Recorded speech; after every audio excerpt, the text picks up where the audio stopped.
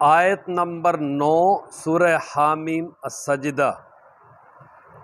پارہ نمبر 24۔ نحمدہ ونصلی علی رسولہ الکریم، اما بعد، اعوذ باللہ من الشیطان الرجیم، بسم اللہ الرحمن الرحیم۔ قل ائنکم لتکفرون بالذی خلق الارض فی یومین وتجعلون له اندادا ذالک رب العالمین، صدق اللہ العظیم۔ آیت نمبر 9 سورہ حامیم السجدہ۔ آج کے درس میں جو پہلی آیات مبارکہ ہیں، ان میں اللہ تبارک و تعالی نے اپنی قدرت کاملہ اور اپنی وحدانیت پر ایک دلیل بیان فرمائی ہے۔ اللہ تبارک و تعالی شروع میں ارشاد فرماتے ہیں کہ کیا تم اس قادر مطلق ذات کی وحدانیت اور اس کی توحید کا انکار کرتے ہو اور اس کے ساتھ تم اوروں کو شریک کرتے ہو،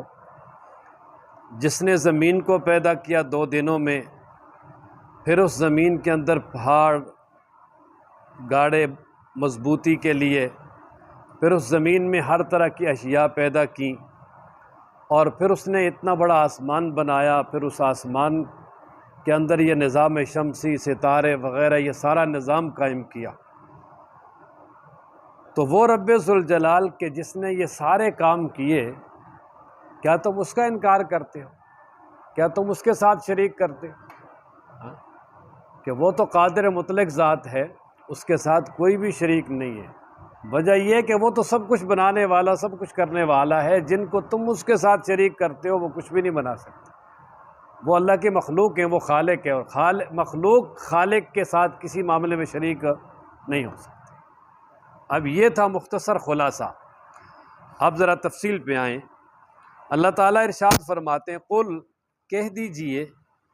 اِنَّکُمْ کیا تم، یہ حمزہ استفہام ہے، کیا، انکم تم، لتکفرون البتہ انکار کرتے ہو،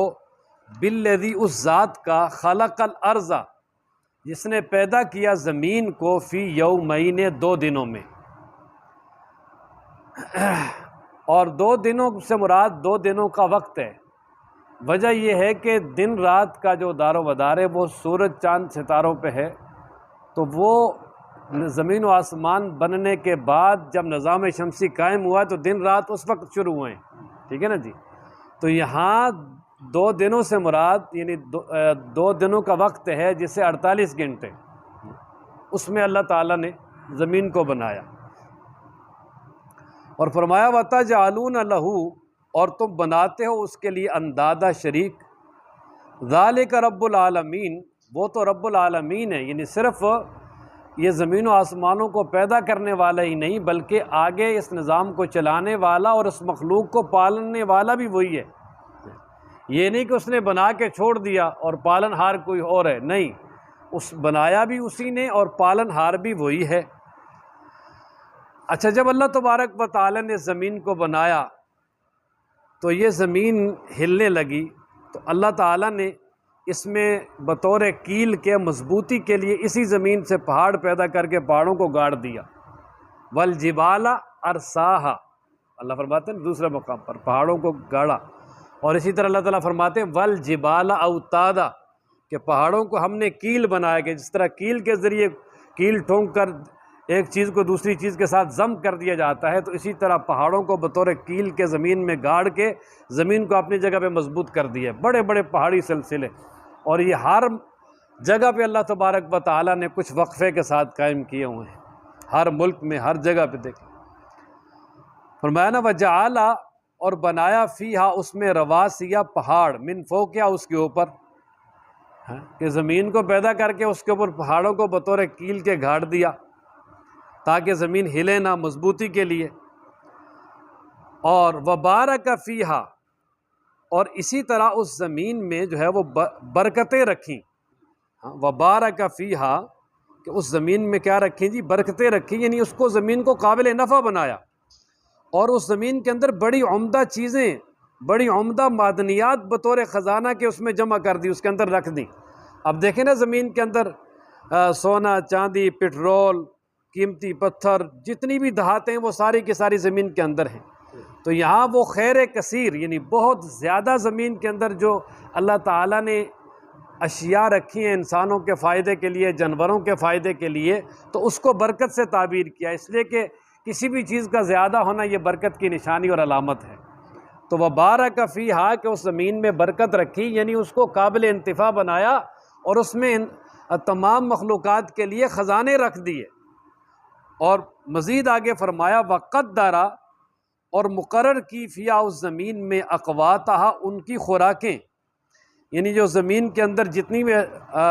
یہ زندہ مخلوقات رہ رہی ہے اس کی جو خوراک ہے اس کا بندوبست بھی اللہ تبارک و تعالیٰ نے بڑا وسیع زمین کے اندر کیا ہے، کہ زمین کے اندر اللہ تبارک و تعالیٰ نے اتنے خزانے رکھ دیے ہیں کہ ان کو کوئی زبان بیان نہیں کر سکتی، اور کوئی جو ہے نا وہ وسیع نظام ان کا احاطہ نہیں کر سکتا، یعنی کوئی کیلکولیٹر جو ہے نا وہ اس کو گن بھی نہیں سکتا، شمار بھی نہیں کر سکتا۔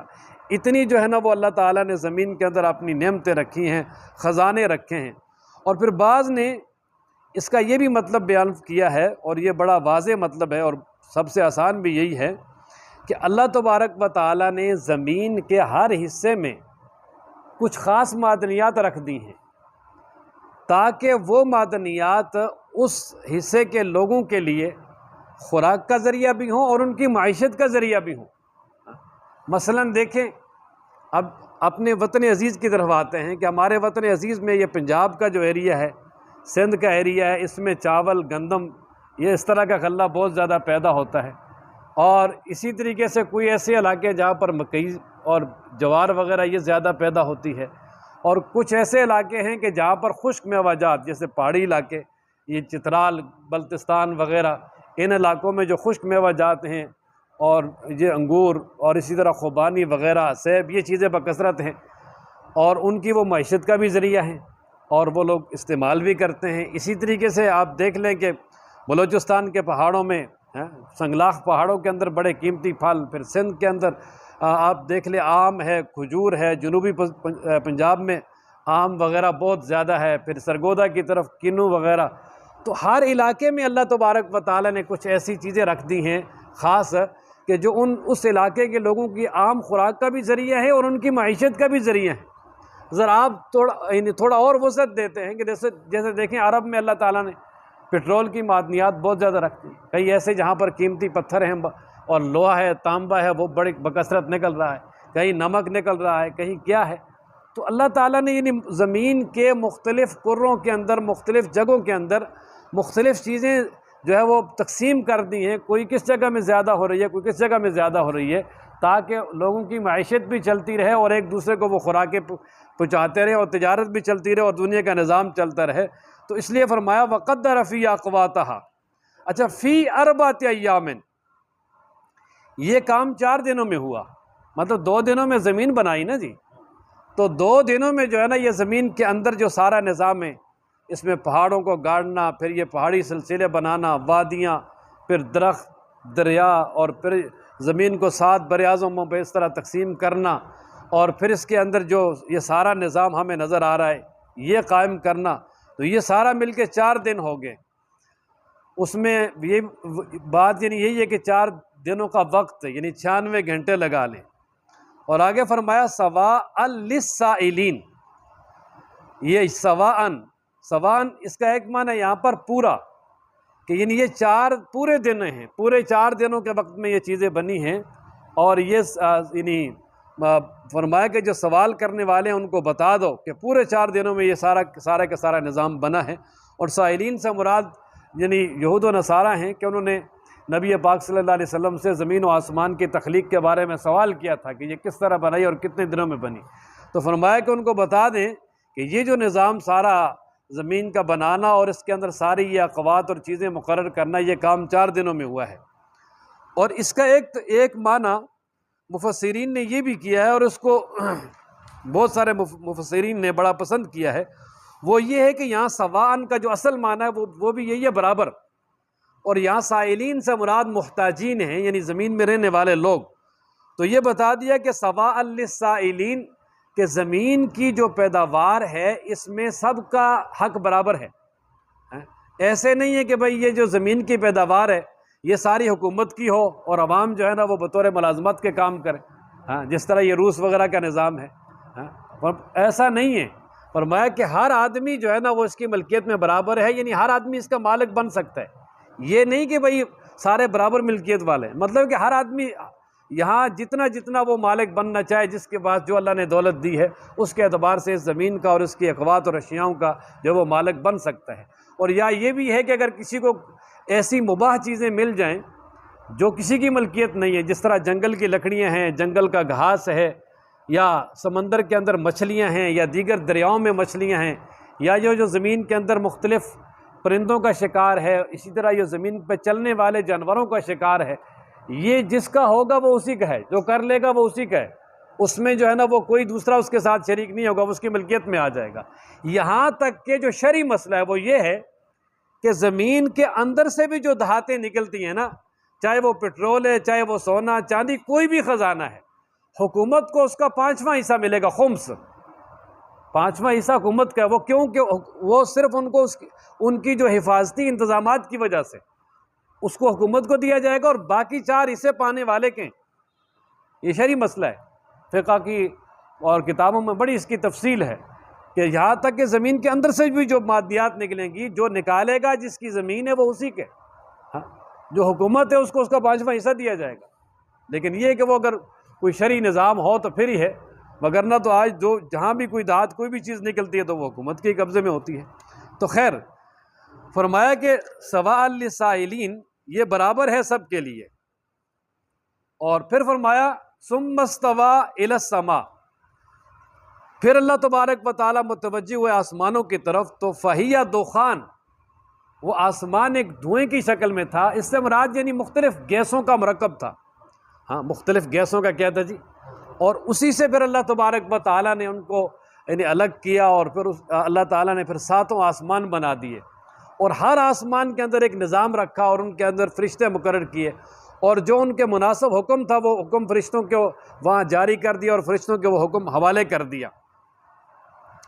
اور پھر اللہ تبارک و تعالیٰ فرماتے ہیں کہ یعنی اللہ نے زمین اور آسمانوں سے کہا کہ تم خوشی آؤ یا نہ خوشی آؤ تمہیں آنا پڑے گا۔ اس آنے سے مراد یہ ہے کہ جس کام کے لیے تمہیں پیدا کیا ہے وہ کام تمہیں کرنا پڑے گا، چاہے خوشی کرو چاہے نہ خوشی کرو۔ جس طرح آسمان ہے اس کا کام ہے چھت، پھر اسی طرح اس سے بارش برسانا، اور یہ سارا نظام شمسی جو ہے، اور زمین کا کام ہے مختلف چیزیں اگانا اور لوگوں کی ضروریات کی چیزیں پوری کرنا۔ تو یہ ساری کی ساری چیزیں زمین و آسمان بڑے اس وقت سے اب تک جو ہے وہ بڑے آرام سے اپنے اپنے کام پورے کر رہے ہیں، اس میں کوئی کسی قسم کی کمی نہیں ہے۔ اور پھر فرمایا کہ یہ جو آسمان دنیا ہے، نیچے والا جو آسمان ہے، سب سے اوپر سب سے نیچے جو ہمیں نظر آ رہا ہے، باقی 6 کے اوپر ہیں، وہ اس سے بھی بڑے ہیں۔ تو اللہ فرماتے ہیں کہ اس آسمان کو ستاروں کے ساتھ مزین کیا، ستارے لگا دیے۔ ایک تو یہ اس کی تزئین و آرائش کے لیے دیکھنے والوں کو خوش نما محسوس ہو، اور دوسرا فرمایا وہ حفظہ، کہ وہ ستارے بنا دیے آسمان کی طرف جو ہے وہ جنات وغیرہ کے جانے سے حفاظت کے لیے، یعنی حفاظتی چوکیاں قائم کر دی کہ اگر جنات جا کر فرشتوں کی باتیں سننا چاہیں اور چوری کر کے لا کر کاہنوں و نجومیوں کو سنانا چاہیں تو وہ نہیں جا سکتے، اور اللہ تبارک و تعالیٰ نے انتظام کر دیا کہ وہ بھاگ کے ستارے ان کو جلا کر نیچے پھینک دیتے ہیں۔ اور یہ ساری تذکرہ کرنے کے بعد اللہ فرماتے ہیں ذالک تقدیر العزیز العلیم، یہ سارا جو نظام ہے یہ اس اللہ کی تدبیر ہے، اور یہ سب اس کا مقرر کیا ہوا ہے جو غالب ہے، سب کچھ کر سکتا ہے، اور جو جاننے والا ہے، جس کا علم بھی سب سے زیادہ وسیع ہے۔ اب یہ اس کے بارے میں مختصر تفسیر تھی، اب اس کا پورا ترجمہ۔ قل کہہ دیجئے اَإِنَّكُمْ، کیا تم لَتَكْفُرُونَ، البتہ انکار کرتے ہو، بِالَّذِي، اس ذات کا، خَلَقَ الْأَرْضَ، جس نے پیدا کیا زمین کو، فی یومین، 2 دنوں میں۔ قرآن مجید میں زمین و آسمان کی تخلیق کا ذکر بہت ساری آیتوں میں ہے، لیکن 3 آیتوں میں 3 جگہ پہ جو ہے نا ذرا تفصیل ہے۔ ایک سورہ بقرہ میں شروع میں اور دوسرا اس یہاں ان آیات مبارکہ میں، اور تیسرا جو ہے نا سورہ نازعات میں، آخری پارے میں جو سورہ نازعات ہے، میں یہ ترجمہ کرنے کے بعد اس پہ تھوڑی سی بات کرتا ہوں۔ وَتَجْعَلُونَ، اور تم بناتے ہو، لہو اس کے لیے، اندادا شریک، کہ تم اس کا انکار کرتے ہو اس کی وحدانیت کا اور تم اس کے ساتھ شریک بناتے ہو۔ ذالک، وہ یہ ہے، رب العالمین، جہانوں کو پالنے والا، کہ وہ اللہ تبارک و تعالیٰ تو تمام جہانوں کو پالنے والا بھی ہے جس نے زمین بنائی۔ وجعل، اور بنائے، فیہا، اس زمین میں، رواسیا، پہاڑ، من فوقہا، اس کے اوپر، وبارک، اور برکت رکھی، فیہا، اس زمین میں، وقدر، اور مقرر کی، فیہا، اس زمین میں، اقواتہا، اس کی خوراکیں، کہ اللہ تعالیٰ نے ہر جگہ پہ جو ہے وہ خاص چیز پیدا کر دی، خوراک لوگوں کے لیے، فی اربعۃ ایام، 4 دنوں میں، سواء، برابر ہے، للسائلین، سوال کرنے والوں کے لیے،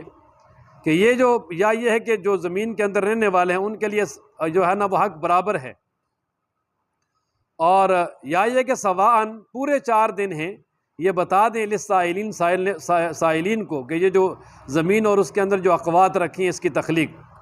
ثم استوى، پھر متوجہ ہوا، الی السماء، آسمان کی طرف، وہی دخان، پس وہ دھواں تھا، یعنی وہ گیسیں تھی، فقال، پس کہا، لہا، ان کے لیے، یعنی زمین، آسمانوں کے لیے، وللارض، اور زمین کے لیے، ایتیا، آ جاؤ تم دونوں، طوعاً، خوشی، او کرہا، یا نہ خوشی، کہ میرا حکم قبول کرو کہ یہ جس کام کے لیے تم نے پیدا کیا یہ تم نے کرنا ہے۔ تو قالتا، دونوں نے کہا، یہ قالتا تثنیہ ہے، دونوں نے کہا، اتینا، ہم آگے ہیں، طاعین، خوشی خوشی، کہ ہم تو بالکل خوشی خوشی جو کام ہمارے ذمہ لگا ہے وہ ہم اس کو کرنے کے لیے تیار ہیں۔ فقضاہن، بس پھر اللہ تعالیٰ نے بنا دیا ان کو، 7 سماوات، 7 آسمان، فی یومین، 2 دنوں میں، وأوحیٰ، اور وحی کی، فی کل سمائن، ہر آسمان میں، امرہا، اس کے کام کی، کہ ہر آسمان کے متعلق جو ضروری احکامات تھے وہاں وہ فرشتوں کو اور ان کو دے دیے، ان کے حوالے کر دیے۔ وَزَيَّنَّا السَّمَاءَ الدُّنْيَا، اور ہم نے مزین کیا آسمان دنیا کو، یعنی سب سے نچلے آسمان کو، بِمَصَابِیحَ، چراغوں کے ساتھ، مصابیح، یہ مصباح کی جمع ہے، چراغوں کے ساتھ، اس سے ہمارا ستارے ہیں کہ روشن، وحفظ، اور حفاظت کے لیے، ایک تو مزین کر دیا اور دوسرا کس کے لیے جی؟ حفاظت کے لیے، کہ تاکہ جنات اوپر نہ جائیں۔ ذالک، یہ ہے تقدیر و مقرر کرنا، العزیز، اس ذات کا جو غالب ہے، العلیم، جو کہ جاننے والا ہے۔ اچھا، اب یہ اللہ تبارک و تعالیٰ نے اپنے قرآن میں مختلف مقامات پر بڑے واضح الفاظ میں بیان کر دیا کہ زمین و آسمان کو بنایا فی 6 ایام، 6 دنوں میں، 6 دنوں میں بننا یہ متفق ہے، یعنی 6 دنوں کے اوقات میں۔ اچھا، اب یہ کہ یہاں جو طرز انداز ہے اس سے معلوم ہوتا ہے کہ پہلے زمین بنائی، پھر زمین کے اندر ساری اشیاء رکھیں، اور پھر آخر میں آسمانوں کو بنایا، ہاں؟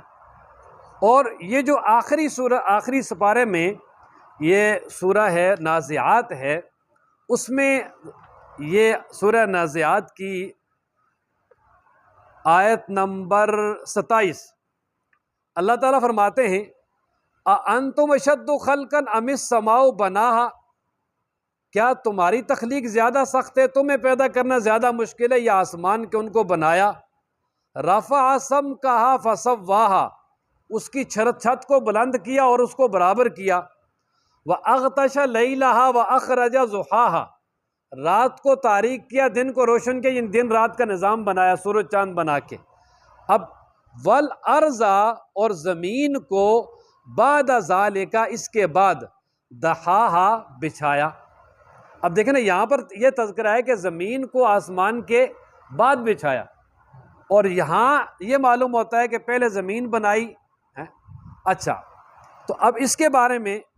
بات یہ ہے کہ ایک خلق الارض، زمین کو پیدا کرنا، اور ایک دہا، بچھانا اور اس کا نظام مقرر کرنا۔ تو اصل اللہ تبارک و تعالیٰ نے جو زمین ہے اس کا جو مٹیریل ہے اور اس کا جو ایک بہت بڑا یعنی پیڑا گولا ہے، اس کو اللہ نے سب سے پہلے بنایا۔ اب اس کو پہلے بنانے کے بعد پھر رب ذوالجلال نے آسمانوں کو بنایا، ستارے، نظام شمسی وغیرہ سب بنایا،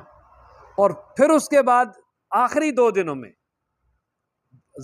زمین کو بچھایا، والارض بعد ذالک دحاہا، کہ زمین کو پھر یہ کہ زمین کو مناسب بنایا کہ کہاں پہاڑی سلسلہ رکھنا ہے، کہاں جنگلات رکھنے ہیں، کہاں پانی رکھنا ہے، کہاں دریا رکھنے ہیں، اور پھر زمین کے اندر یہ جو سارا نظام ہے کہ کون سا خزانہ کس جگہ پہ رکھنا ہے، یہ دحا میں آتا ہے، یہ بعد میں کیا۔ تو پہلے زمین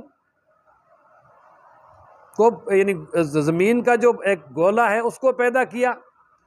پھر آسمانوں کو بنایا، اور پھر اس کے بعد نیچے جو زمین کے اندر جو سارا نظام ہے اس کو بنایا۔ اس کی مثال آسان آپ یوں سمجھیں کہ بعین ہی اس طرح جس طرح کوئی آدمی ایک مکان بناتا ہے، ہاں مکان میں سب سے پہلے کیا کرتا ہے جی؟ پلاٹ کیا کرتا ہے؟ پلاٹ کو ٹھیک کرتا ہے نا جی، اور پھر اس کے اندر وہ بنیادیں وغیرہ بناتا ہے، بنیادوں کے ساتھ ہی وہ دیواریں بنانے کے بعد اوپر چھت ڈالتا ہے۔ اب چھت ڈالنے کے بعد اس کو پلستر کیا جاتا ہے، پھر اوپر سارا کام کرنے کے بعد پھر نیچے جو ہے نا اس میں یہ بجلی کی وائرنگ ہے، سوئی گیس کی وائرنگ ہے، دیگر سیوریج کی ہے، یہ ساری کرنے کے بعد پھر آخر میں جو ہے نا وہ فرش بنایا جاتا ہے اور اس کو ٹائلیں وغیرہ لگا کے سجایا جاتا ہے۔ بالکل یہی ترتیب ہے۔ اور اللہ تبارک و تعالیٰ کی تخلیق میں چونکہ دیواریں ہیں ہی نہیں، تو زمین کو پہلے بنایا پلاٹ، اس کے بعد آسمانوں کا نظام بنایا، اور پھر اس کے بعد جو ہے نا وہ زمین کا پھر اس کی فنسنگ کی، اور اس میں سب تزئین و آرائش جو ساری ہے وہ بعد میں کی، اور یہ 6 دنوں میں ساری تخلیق مکمل ہو گئی۔ یہ جو ہے نا قرآن مجید کی آیات کے اندر تطبیق ہے پوری۔ اچھا جی، اب یہ اللہ تعالیٰ نے اپنی قدرت بڑے وسیع الفاظ میں بیان کرنے کے بعد اب آگے اللہ تعالیٰ فرماتے ہیں فَإِنْ آرَزُوا، میرے پیغمبر اگر اب بھی یہ مشرکین اعراض کریں، منہ پھیریں، اتنے واضح دلائل کے بعد بھی اللہ کی وحدانیت کے قائل نہ ہوں، تو فقول، ان سے کہہ دیں، انذرتکم، میں تمہیں ڈراتا ہوں، صاعقۃ، چنگاڑ اور عذاب سے، مثل صاعقۃ عاد و ثمود، جس طرح کے چنگاڑ اور عذاب آیا تھا قوم عاد اور ثمود پر۔ کہ پھر آپ کہہ دیں اگر تم نہیں مانتے تو پہلے قوم عاد اور ثمود نے بھی نہیں مانا تھا، انہوں نے بھی اللہ کے ساتھ شرک کرنا شروع کیا، تو اللہ تبارک و تعالیٰ کی طرف سے جو ہے نا وہ ان پہ عذاب مسلط ہوا، سخت قسم کا آسمانی عذاب، یعنی اچانک عذاب مسلط ہوا، وہ تم پر بھی ہو سکتا ہے۔ اور فرمایا اذ جاءتہم الرسل، جب آگے ان کے پاس رسول، من بین ایدیہم، ان کے سامنے سے، ومن خلفہم، اور ان کے پیچھے سے، کیا کہا رسولوں نے؟ اللہ تعبدوا الا اللہ، کہ تم نہ عبادت کرو سوائے اللہ کے۔ کہ قوم عاد و ثمود کے بعد رسول آئے آگے سے پیچھے سے، اس کا مطلب یہ ہے کہ لگاتار ان میں رسول آتے رہے، اور یا یہ ہے کہ ان کے علاقے میں بھی رسول آئے اور ارد گرد بھی رسول اللہ نے بھیجے، اور ارد گرد کے رسولوں کی بھی تعلیمات ان تک پہنچتی رہی۔ اور اس کا ایک مطلب یہ ہے جو سب سے زیادہ آسان ہے، وہ یہ ہے کہ اللہ کے رسولوں نے انہیں ہر طرح سمجھایا، آگے سے پیچھے، جس طرح وہ شیطان نے کہا تھا نا جی، میں ان کے آگے سے آؤں گا، پیچھے سے آؤں گا، دائیں سے آؤں گا، بائیں سے آؤں گا، مطلب میں ہر طریقے سے ان کو گمراہ کروں گا۔ تو اسی طرح یہاں پر جو ہے نا من بین ایدیہم، ان کے سامنے سے پیچھے سے اللہ کے رسول آئے، یعنی اللہ کے رسولوں نے ان کو ہر طرح سمجھایا، ہر اعتبار سے سمجھایا، پہلی قوموں کے حالات بھی ان کے سامنے بیان کیے اور سب کچھ کر کے ان کو سمجھایا، لیکن جو ہے نا وہ ان کی سمجھ میں نہ آئی، بلکہ کیا کہنے لگے؟ قالوا، وہ کہنے لگے، لو شاء ربنا، اگر چاہتا ہمارا رب تو لانزل ملائکہ، تو وہ تو فرشتے اتار دیتا۔ اگر اللہ تعالیٰ زمین میں کسی کو رسول بنانا چاہتا تو وہ تو فرشتے اتار دیتا، انسانوں میں سے اللہ کا رسول بنانے کی کیا ضرورت تھی؟ ہم تو آپ کو مانتے ہی نہیں، آپ تو جو ہے نا وہ انسان ہے، نعوذ باللہ۔ اور حالانکہ اللہ تبارک و تعالیٰ نے آدم علیہ السلام سے لے کر جناب نبی کریم صلی اللہ علیہ وسلم تک تمام رسولوں کو بھیجا ہی انسانوں میں سے۔ تو فَإِنَّا بِمَا أُرْسِلْتُمْ بِهِ، پس بے شک، ہاں وہ کہنے لگے، پس بے شک ہم اس کے ساتھ جس کے ساتھ تمہیں اللہ نے رسول بنا کے بھیجا ہے، کافرون انکار